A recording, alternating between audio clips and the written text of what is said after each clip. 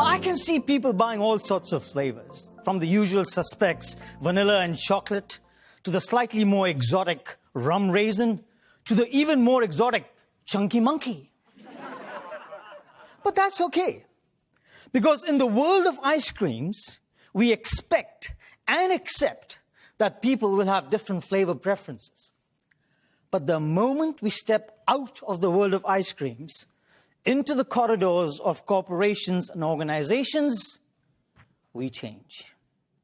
Suddenly now, we begin expecting and even demanding agreement. Here's how it works. Those who agree with us, well, they have to be okay. Those who don't agree with us, well, how can they be okay? So we promptly whip out our branding iron and stamp them weird. Marketing thinks R&D is weird, R&D thinks marketing is weird, and everybody thinks HR and legal are weird, weird, weird. Now, don't get me wrong. I've got nothing against playing nice and getting along, but not if it's at the expense of cognitive diversity. Friends, here's the naked reality. If everybody in a company thinks the same way, talks the same way, acts the same way, it's not an asset. It's a crippling liability. It's a crippling liability because consensus handcuffs us. Cognitive diversity, on the other hand, expands options. Collectively now, we can be more creative than we can be individually. And it's this one asset of cognitive diversity that makes it an indispensable must-have. I'm going to offer you 3 transformations. One thought, one word, one action that you can apply immediately as soon as you leave this room. First, the thought. I. Big me, little you. Ego. Let's migrate from I leadership to we leadership. Let's change the shape of the decision-making tables here and here, from rectangular to round, because round decision-making tables, they liberate voices, they liberate ideas. We can't afford I know leaders. They are like stop signs. They prevent ideas from coming in. What we need instead is a migration from I know, let me tell you, to I'm listening, help me learn, help me understand. When things collide, sparks fly.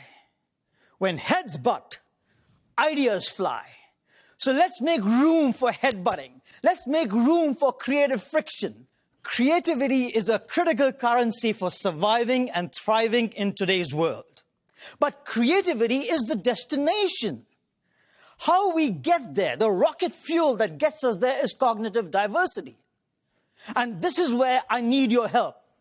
Do you want more creativity in your personal and professional lives? Yes. Do you? Yes. Okay, well, then you've got to work with me. Let ideas fly. Let's embrace cognitive diversity and unleash creativity. Thank you.